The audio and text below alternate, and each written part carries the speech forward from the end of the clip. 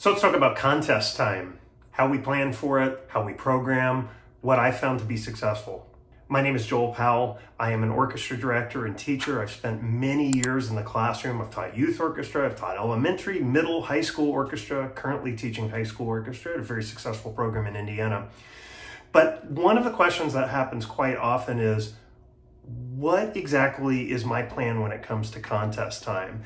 And how do I go about programming my music? And how do I go about choosing those specific pieces for that group? And then what are sort of some of the tricks of the trade? So I thought today would be a good day to share some of those thoughts and what I do. If you specifically are doing a contest and you're competing against other ensembles, remember this. Your worth as a human being and your musicians' worth as human beings, your students' worth as human beings, are not tied to your place that you earn at the contest that you're at. And I see directors lose their mind with this. We have to keep it positive and we have to frame it in a way for kids who are going to be doing a contest, specifically competing against other ensembles, that, hey, listen, you're winners just for going through this process. We're not competing against other people, we're competing against ourselves. How great can we be? If we look internally, that is so much better than trying to look externally and saying, well, I don't have the resources of that program and and making all these excuses and getting upset and then really just getting frustrated with our existence in this career. We want to keep it positive and we want to keep the contest experience positive. And make sure it's more about the process than that end result. And you got to voice that constantly with the kids so that they understand, hey, I don't live for a trophy. The trophy collects dust on a wall. I'm not going to lose my mind over that. You shouldn't either. We'll accept whatever place we get. We're going to be happy for whatever group wins. We're going to stand up and applaud them. We're going to be the classiest group around. And again, keeping perspective is absolutely everything. So make sure you make this point so clear with your ensembles if it is a competition in which you're participating. So first things first, you want to understand the framework when it comes to that contest experience. And so you want to understand all of the rules associated with this event. Are there different grade levels or difficulty levels, group levels, if you will, or divisions in which you're going to perform? So you want to really sort of decide what helps you make that decision. Usually it's going to be a difficulty-based tier. Make sure you understand your organization's rules. Do you have to play a specific number of pieces? Typically the answer is yes to that. Usually it's either 3, which is probably most common from what I've seen, or 2. And a lot of times that's going to be 2 fast pieces and maybe a slower ballad piece in the middle, but not necessarily. There's different strategy associated with that. Maybe you're going to have 2 light pieces, then a real intense piece. It just sort of depends on the flow of your program. And again, check those rules. Do they want to hear a lyrical piece specifically? You want to make sure you understand that. At any level, it's important to understand also, do you have a required number, a required piece that you have to perform from a list? Most states, this is the case. And you want to really make sure you choose this wisely. This is where strategy comes into play, and we'll talk about that later. But if you're selecting a piece, say, for like your most advanced middle school ensemble, I'll use like an 8th grade orchestra as an example. Maybe that's the tippy top Division I in Indiana group that I'm going to take, then there is a required list for Division I that I have to refer to, and there's a whole list of pieces. And then I'm going to pick maybe 2 other pieces that would be of somewhat similar difficulty, but certainly not quite as hard. Typically, the one that's coming from the required list is going to be the most challenging piece. Maybe they require 1 piece, maybe it's 2 pieces, maybe it's 3 pieces. Make sure you understand the rules, because there's nothing worse than doing all of that work and then looking back and going, oh no, I didn't read the rules correctly, or I didn't read them at all. When I am programming music for contests, I'm constantly thinking about what is the emotional journey that I want to take my audience on. And yes, that is very possible even with middle school groups as well. I'm certainly thinking about that with middle school groups also. What is the emotional impact I want to take the audience on, my musicians on, and how am I going to make that statement, if you will? I also want the pieces to flow one into the other. I want it to make sense as a body of work. So if I have 3 pieces, maybe I'm starting with a fanfare, and then that goes into a beautiful ballad, and then that flows beautifully into my final piece, which is going to be a real rousing barn burner sort of piece. And thinking about that flow of the music is really important, because all too often when I judge, I I see this where directors don't really think about that flow. It's almost like the three pieces were decided upon independently without consideration of how one complements the other. Think about it like if, for instance, you have a really long piece that's really heavy and serious. If you're doing like a Mahler Adagietto with a high school group, for instance, what are the lighter other pieces? We need to have something light, something certainly exciting, but something light to surround those programmatic pieces. So that from an emotional standpoint, our audience walks away going, wow, okay, I was taken on a journey, an emotional journey from beginning to end. It was exciting, it was thought-provoking, and it was motivating emotionally by the end. We always want to think about that journey we're taking the audience on when we are programming our music, and we're not making any of those decisions in isolation. All right, if I choose this piece, how does it affect the other that I choose then? How is your ensemble going to be adjudicated then? What's the criteria that's going to be used? It's important to understand that there's usually a rubric associated with performances, that a rubric that's going to be used by adjudicators. So what is your organization looking for? And specifically ISMA, once again here in Indiana, uses a really great rubric that they have codified over the years. And they're going to look at things like intonation, note accuracy, rhythmic accuracy, just overall precision. Other factors, are we professional the way we're coming on and off the stage? Is our musicianship there? Phrasing associated with that. All of these varying factors that they're going to specifically look at to adjudicate your group. So it's really important to be sure that, all right, I have all of the nuts and bolts taken care of when I'm preparing my groups. I know exactly what those judges are going to be listening to. They're not just going to be making things up. They're going to specifically be using this rubric. And get to know that rubric in your state or in your area. It is so important to know because it's going to help be the first great line of defense in engineering a successful program for your kids. Get to know your specific scoring system. And obviously, is that subject to differing opinion? Of course it is. You're going to have a panel. That's typically the way it works. And that's the great thing is when you have a panel of adjudicators, you're going to kind of get the overall average when it comes to the scoring situation, and it's going to work in your favor in that regard. So if maybe someone really hurts you from a score perspective, you have others to be able to kind of help balance that out. Now let's talk some strategy. One of the biggest mistakes that I see, and believe me, I have made this mistake more times than anyone else. One of the biggest mistakes I've seen is picking music that is too difficult for contest. We go, oh, it's contest or festival or whatever they call it in your area. I'm going to be adjudicated. So I need to pick some real tough stuff now. For instance, if it's an orchestra and your students have never shifted before and you've picked three pieces, for instance, that have nothing but shifting in them, that is a really bad decision. So here's the thing, dial it back a little bit. Sure, can you pick something that has shifting? Absolutely. But maybe you make it a little bit more minimal. You choose that division that you're taking the students really carefully, and you're going to pick music that maybe sounds a little bit more complicated than what it actually is. You really want to make sure that you are not over picking music. And again, this is the biggest young music educator and really just music educator mistake that I see. People picking music that is too hard. At the same time, you don't want to pick something that's baby easy, way too easy for the kids where they're going to get bored to death. But my goodness, think about a simple melody that all you can do. You can play Twinkle Twinkle, but oh my goodness, I could shape Twinkle Twinkle. I can play it with the most beautiful phrasing in the world, right? Or I can play it just very simply. So we can always elevate slightly easier music. Here's my number one strategy when it comes to choosing contest music.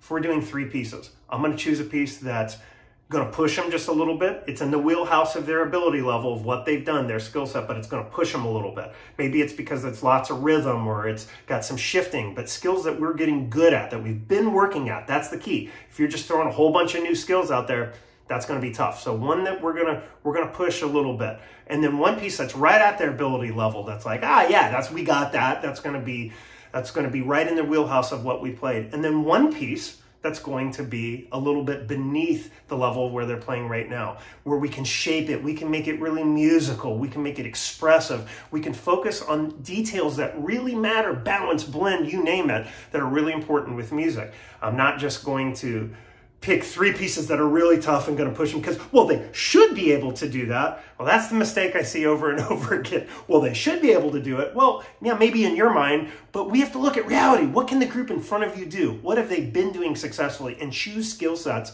from that. Certainly, we're going to grow throughout this process, but we're going to use that little template to help guide us. One that's a little bit on the pushing side of the ability level, not crazy, one that's right at it, and one that's a little bit beneath. It's a strategy for success. I really, really encourage you to consider that.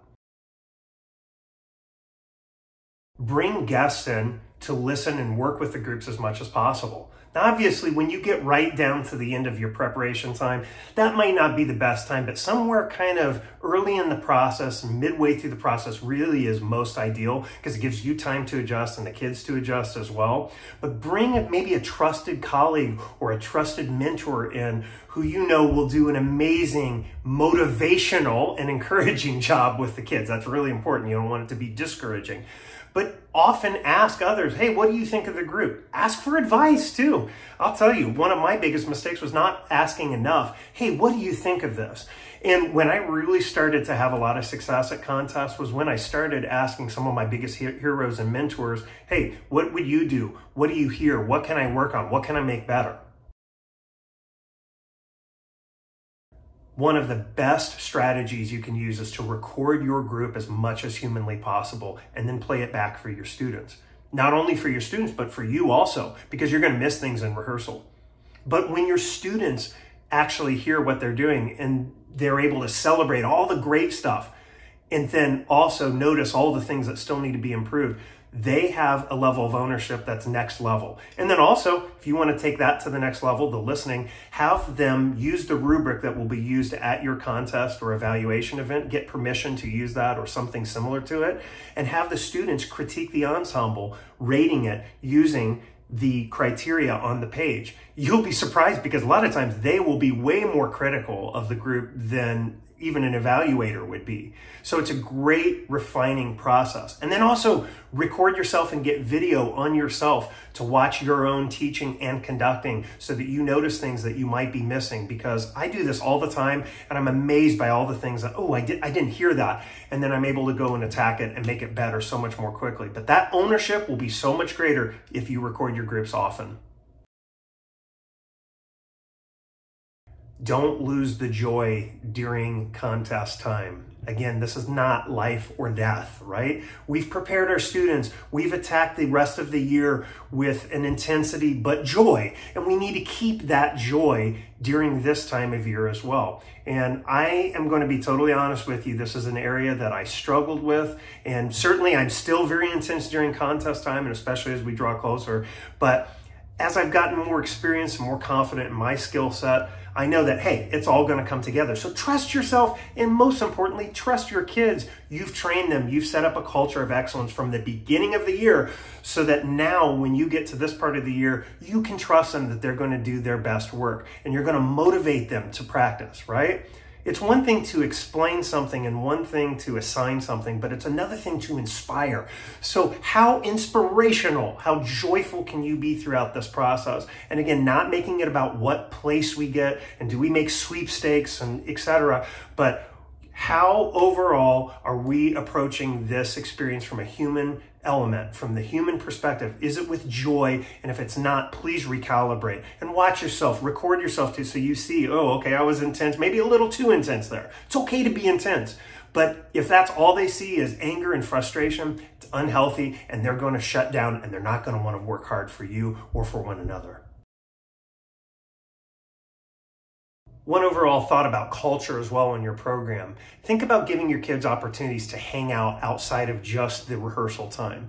And what I mean by that is, like, think about a marching band, for instance. That happens so organically for band students because they're at competitions every other weekend, right? Or they're having rehearsals where they're spending lots of time together. In orchestra, that's a little bit trickier. So consider holding a party once a month. And this is something that we do as a program, and it's really, really fun. And actually, I have very little involvement in this because the kids plan it all. So consider having a leadership council that plans this entire event. Obviously, it goes through you, and you need to check everything before it happens. But have some food that the students pitch in and bring, then give them an opportunity to just hang out together, play some fun music, maybe a movie. And it doesn't have to be really long, but it's an organic way that they get to hang out. And it's another reason that they want to perform for one another and really go into this competitive time of year where it's intense and really care about each other and have a reason to perform for one another. We have diverse learners. We want to pick diverse music as well. So we want to make sure that we're representing all the backgrounds of our students. We're going to give them perspectives maybe that are new as well. That's important for us as directors also. So there's so much great music out there. It's great to go to the tried and true pieces, the pieces that have been around for a long time, but let's also look at the new literature that's being written and some of the existing literature that's been overlooked. It's really important because there is so much great stuff out there. So consider the diversity in your programming. To me, that's a really, really important step. We have diverse learners. We want diverse music. What about sight reading? That's something to keep in mind too. Even in middle school levels, sometimes that's required. Now, in my state, that is not required, but I have had groups sight read, certainly at the high school level. And whatever level you're sight reading at, here's the thing. Practice that sight reading process as often as possible. I love the STARS method as well for sight reading, which is starts out with your signatures, then it considers tempo. So what tempo is the piece? These are all things that you're going to go through with the kids when you're first analyzing the music. Then any accidentals, rhythms, and then any signs that are throughout the piece, right? In different places, it's different, but a lot of times they'll let you the kids can clap it, they can sing it, and you get a certain instructional period to take them through it to sort of teach the piece, and you're evaluated on it. Now, if you don't have to do this, count your blessings, but still, this is a really good thing to practice because you want your kids to be good readers. And again, this is why good reading skills are important. Test them over those note names. Hey, what are they? Having those frequent playing evaluations that are done in a loving way are really important as well, right? But practice that sight reading. And when I practice sight reading, specifically with our high school students, we start with music that is easier, much easier. That's not going to freak them out. Because if you really scare them right off the bat, that's not a good thing, right? We want them to go into it feeling good about it. Like, okay, no, I can do this, and having a confidence. So if you start with the hardest thing imaginable, that's just going to deject them. So start with something that's a couple difficulty levels underneath. If it, for instance, were a really advanced 8th grade orchestra that I'm practicing sight reading with, I might start with like a 6th grade difficulty piece and then kind of work my way up and practice something that has more challenges, and then practice the entire process with your students, exactly how it would be. And then go through that with them, the instructional period where they're going to practice singing it. And again, the energy that they bring to it is everything. Hey, when the judge passes out the music, hey, thank you, sir. Thank you, ma'am. Making sure that those manners apply, right? They're really important when you're in the room and you're being evaluated. All of the little details, the professionalism are really important.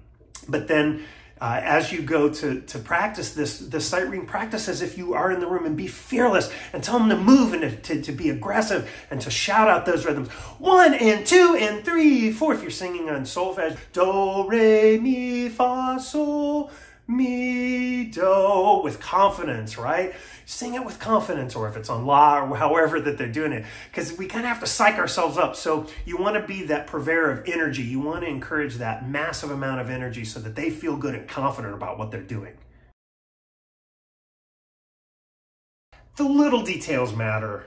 Okay, so take the time to make sure that you're contest folder is organized. Make sure you know how many judges you're providing folders to, right? And prepare those folders. Put a program inside. Don't make it so they have to dig for anything. Make it organized and clear. Maybe a nice, beautiful program on a colored piece of paper would be really nice, a bright piece of paper. You know, thank you for adjudicating us today. And here's the list of pieces that we're going to play. And you list it out in a beautiful fashion so that there's just a mark of professionalism right from the get-go. Make the folder itself look nice. Maybe label it and make it look really professional. With our advanced high school orchestra, I've got a really nice portfolio folder that I got from Michael's, the art store, which handles oversized folders. And they look so sharp, and I have our logo on the outside. Make it look nice, right? How about the way your kids walk onto the stage? That matters, right? If they just come on haphazard, and if they're talking on stage, professionalism right from the get-go. Also, what is the procedure? Is there an announcement that happens and then you take the stage? Does your concert master walk out? Do we do the greeting? Those levels of detail are really important. Tuning, how are we tuning on stage? One of the things I hate is when orchestras go out onto the stage and then tune for 75 hours. And then the teacher is spending a whole bunch of time out there tuning. It just looks unprofessional. If it's a full orchestra, it should be a concert A that we play. I wouldn't do a B flat. It's just the professionalism thing. You would never see that from the New York Philharmonic, for instance. So we want to emulate that professional group and give a professional vibe as much as possible. And that's going to help your scoring and just total professionalism. Also, turn once your group plays and take a bow. You would be surprised how often I see directors not do that. You have an audience clapping most likely, right? Parents are out there in the contest experience. I hope they're able to be there. And people are clapping. Turn around, acknowledge the applause, take a bow. If you are a beginner teacher, let me tell you, one of the things that's also going to save you at these contests is pack plenty of bottled water. For me, it's 2 to 3 bottles every time. And the other thing that'll really help is having a rolling box as well. They sell them at a lot of office supply stores, but you can put everything inside, or a backpack certainly works well. But I like the rolling box because I can fit a lot inside, plaques, comment sheets, etc. I have my attendance sheets, everything's right in there, and I'm ready to go. I also make sure that I have a snack for myself throughout the day, and then any emergency extra strings as well. Don't forget these items, they're very important. Also, make sure if there is a time constraint, you have thought about that in your programming, right? There's nothing worse than picking music there's too much of it, and you get penalized then. Your kids get penalized for picking music that's too long. So if you do know it's an extra long program, practice it with those transitions. Practice getting on stage and off of the stage so that you don't get penalized. And practice those kids getting really good at getting through their whole program. And how long do you have to take a bow? And do you have time for the unexpected? Always program under the amount of time that you have so that you have time to get on stage and tune and all that stuff and present a really professional appearance from beginning to end. And that includes, by the way, when you arrive in the hallways of the host school, making sure that your students are professional. They're not acting crazy. They're all situated and quiet and focused, because the backstage demeanor is going to affect the onstage performance, I guarantee you. And those judges are talking about how you came into the school. They get word of that if a group's out of control and crazy. And you don't want that bad reputation. You want your kids to be celebrated for their amazing work. And obviously that's a reflection of your expectations and then your habits as well. Think about your strengths. Pick music that plays to your strengths. So if you have a really advanced high school orchestra and maybe you have a section that's a little bit weak, if the woodwinds are maybe a little bit on the weaker side, maybe you want to highlight the brass a little bit more. But at the same time, think about, are you selecting music that's not going to tax the brass and the winds way too much and absolutely kill their chops? Are you picking just absolutely insane music that's going to kill your wind players, faces, right? You have to think about that. And then what are they playing in band? Is that contest at the same time? And you have to consider, what are you doing to their band performance when they go to that as well, right?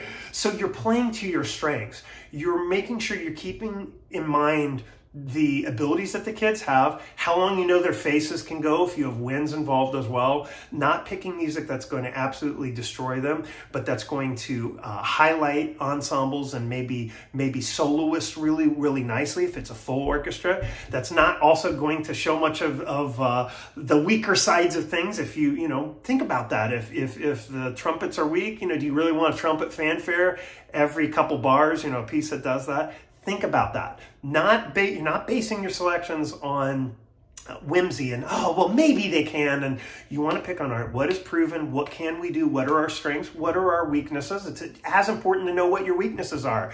And then to pick music that's intelligent around that. Certainly music that's going to challenge those kids. We don't want them to feel second class. We want music that's going to challenge them, but we want to differentiate our instruction, differentiate the music that we choose so that it is appropriately chosen. Again, we're playing to our strengths, not to our weaknesses. Are you picking bowing techniques that play into the strength of your strings?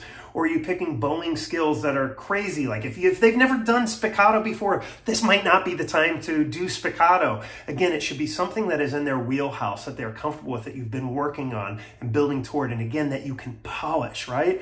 So we want to show off those bowing strengths and those bowing abilities, but we also have to front load and start planning ahead. So if contest is happening in the spring, then we're thinking ahead in the fall. What are we programming that's building towards that bowing ability? Or it might be a left-hand skill if it's an augmented finger pattern or shifting. Are we playing to those strengths? Are we front loading and teaching that information ahead of time so that we're not just panicking at the last second and trying to teach something that's a Hail Mary? Well, here's the thing. First and foremost, make sure you're familiar with that required list of music, right? Because if there is a required piece that you have to perform, you want to make sure you're on top of that. Otherwise, that could be a really painful experience if you're picking music and you forgot one of the requirements. But let's use an example here. Let's say that I'm selecting music for a beginner orchestra. They're totally beginners, okay? First thing you have to understand with music publishers is that usually the graded system that they have is 1 to 6, or 0.5 really to 6, with 6 being like a Tchaikovsky symphony, a really advanced piece, and a 1 being like your first year of playing, or a 0.5 being your half year of playing, a 1.5 a year and a half, so on. I'm really going to be looking at music that's really no harder than a grade 1.5 in this case. Probably more likely a grade 1 and a 0.5. And if I'm specifically talking about a beginner string orchestra in this case, right? Now, different requirements for different types of groups, but let's just say that that's our situation, okay? Well, I have J.W. Pepper's website up here. Let's say in my case, there's no really required pieces I have to choose, but I need 3 pieces to select, okay? So what's great about J.W. Pepper's website is it's easy to navigate. You can go over here to departments and you can select all sorts of different things. I'm going to go to orchestra, obviously, and then I'm going to click on string orchestra. For contests, there are a few different options. Now there's like Latin. If you want a Latin type piece, that could be cool, or a section feature. Maybe you have a harpist that you're trying to feature and include. They've got that specifically laid out, or a soloist. Gets tricky sometimes with soloists. Be careful there, because if they're absent, that could really affect everybody. Just keep that in mind. I've learned the hard way. But say you have you're looking for your contest. I'm typically going to look at either original works or classical. Now, classical is going to be like a really good arrangement of a classical piece. But in this case, I'm going to look at original works, let's say, okay? So these are pieces that this particular composer has written, and it's specific just to them. It's a new piece, which is exciting. Now, I have all kinds of different ability levels. So this is grade 1 through 6 in here. There's all sorts of stuff. I would specifically just want to talk about the easiest stuff. So I would probably, for a beginner group, I'm going to look honestly at just very easy. But easy would be more like in 1.5 to 2, maybe 2.5. Medium is more like a 3. It's right in the middle. Medium, easy would be more like a 2.5. And you can show others too. And here's beginner. They even have beginning. That's going to be like a 0.5, but I'm probably going to specifically look at very easy. That's in the category that we're looking at. Now, automatically it suggests some cool original works that they're trying to push right now. The publishers are trying to push. So Sunhee Newbold, who I adore, her work is amazing. Her piece Battle, super cool. That could be something to look at. And look, right at the very top, this is a classic tune. This is one I programmed all the time with my groups. Dragon Hunter by Richard Meyer. Richard Richard Meyer is amazing. He doesn't just write beginner music. He's got insanely challenging music. All of and everything in between. His music is great. But if you don't know this piece, check it out. It's a real rite of passage for kids. But what's great about this, you click on the pieces and you can start listening. It's all right, very easy. That's good. I have a beginner group. You have the score right on the page, preview only, and you can listen to it. You can go through and hit the recording and listen to each one of these. I like it because the rhythms aren't too hard. It's actually kind of an E minor, but it's kind of in a modal E minor where it has that C sharp in there, which is kind of cool, gives it that medieval sort of sound. So that's a great piece. That would be kind of an example of a piece that would be maybe a little bit more on the side of like a piece that's going to push them because it's got dynamics for a beginner group. It's going to push them, but it's going to be challenging. That might be my piece that's a little bit harder. So that could be a possibility. And I usually then have a Google sheet where I'm going to just type a link in. I'm going to copy that link right there. And have your kids participate in this process. Maybe you create a list of pieces. You kind of narrow it down so that they're not just choosing from everything out there because they're going to want to choose something that's awfully hard. But make sure you're selecting diverse composers from a lot of different backgrounds and different styles of music. And then you give the kids some options. Maybe make it a little listening project. And then they could submit using a form. They could submit to you some of their ideas and they could kind of vote on it. You could kind of have some class ownership, which could be cool too. The more the kids can own the process, the better. So get them involved in this.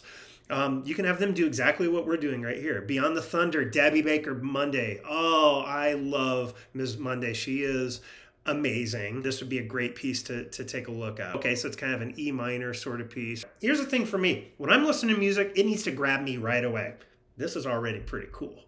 So I like what she composed here. This is really neat. And if you don't know this piece, it's awesome, by the way. And there's an optional piano part. I can see that. Okay, cool. But it's not in the score there. And then, all right, this is pretty easy. It's all, I can see the seconds and violas are kind of together in numbers. And we've got a first violin part that's kind of independent. Cellos and basses move together. So it's not too crazy independent, but it'd be maybe just right for like a beginner group to play. All right, let's put that one on the list, right? So I could keep looking, through this. Maybe I want to try to kind of find a slower piece, okay? Well, this could be interesting. Beethoven's Lullaby. Well, Lullaby sounds interesting. And let's see here. So I'm specifically going to take a look. And what I can see here, love Mr. Balmage's works. He's amazing. Really wonderful composer. All right. Based on Ode to Joy, a beautiful lullaby with some shaping. But what I'm looking at is it's not too hard. We could, with a metronome, get this nice and together. It's unified. All right, the students have similar rhythms throughout. So it's not going to be too crazy there. Really cool. And then he even has a description on what the piece is all about, right? At the very beginning, you can read that program forward. Or even on the website right here, they have a nice description. That could be a really neat ballad type piece. Ballads are sometimes hard to find for a beginner group because they can be challenging to control, but this could be a really great option. And I would put that on my list and I maybe indicate on my spreadsheet, all right, this could be a ballad. Because usually you're going to have something that's kind of an opener that's going to grab their attention. If there are three pieces, an opener, maybe something a little bit slower. It can be lighter. It doesn't have to be slower. Kind of if you're thinking of different parts of the meal, right? You have your first course, your appetizer, kind of then your light in between, and then the heavy course. The third piece is going to be the go-get-'em, usually tough piece. But maybe you're going to throw it down with the tough piece right away. Or maybe the tough piece is the beautiful melodic piece. That could be tricky with beginners, but maybe with a more advanced group, that could be an option if it's maybe a required number. So this is how I go through it. And does it strike me interesting right away. Todd Parrish, great composer, great stuff that he writes. Soon He Newbold, you're going to see a lot of her wonderful work. And this is a really cool piece too. This Appalachian Hymn is a really beautiful piece. There is so much great music out there. Ultimately, I want to pick something they're going to be successful at. I don't want to pick something where it's going to sound dirty and terrible by the time it's all said and done. But I'm going to go through all these pages, and you might go, wow, there are a lot of things per page. Well, yeah, but it's worth it. There are only 15 pages. I know that's a lot with however many are on each page, but I'm going to give it a real thorough listen. And maybe if it's not right for this group this year, you write, hey, for next year possibly. I've got a list going for next year always too. So maybe I'm looking at music for a spring concert, but after we've done contest music, but I've got a spreadsheet for the future where I could add it to that and go, yeah, this is a cool piece. Type some comments, what group I think it'd be appropriate for. I want you to have the best possible contest experience imaginable. And believe me, I speak from experience when I say I've done it wrong a number of times, and I have the battle tissue and battle scars to prove it. And so I just hope these ideas are helpful, because it's a challenge when you're trying to select the perfect music. I stress more on trying to pick the right music for my students than anything. And of course, at contest season, you feel those stakes a little bit higher. So keep it fun, keep it light, keep your energy relaxed and joyful, and your kids are going to have a great experience. And make sure that you don't take yourself too seriously in the process. Yes, it's contest, but it's not life or death. And again, if anything, err on the easier side. Err on something that is achievable, that you can clean and polish, rather than something that's going to be dirty and insane. You want something that's going to play to your strengths, that'll challenge the kids a bit. It's going to push them a little bit past maybe where they're at. It's going to be right at where they're at, and maybe something that's going to be a little bit more achievable and easier to ensure that you're able to spend time on everything and do it successfully. So I wish you all of the success in the world. You are going to have a great contest experience. And if you have any questions, feel free to reach out anytime to me. Again, my website is joelpowellconductor.com. Please be sure to subscribe. I have lots of helpful content, and I'm wishing you all the best with your contest experience. Take care.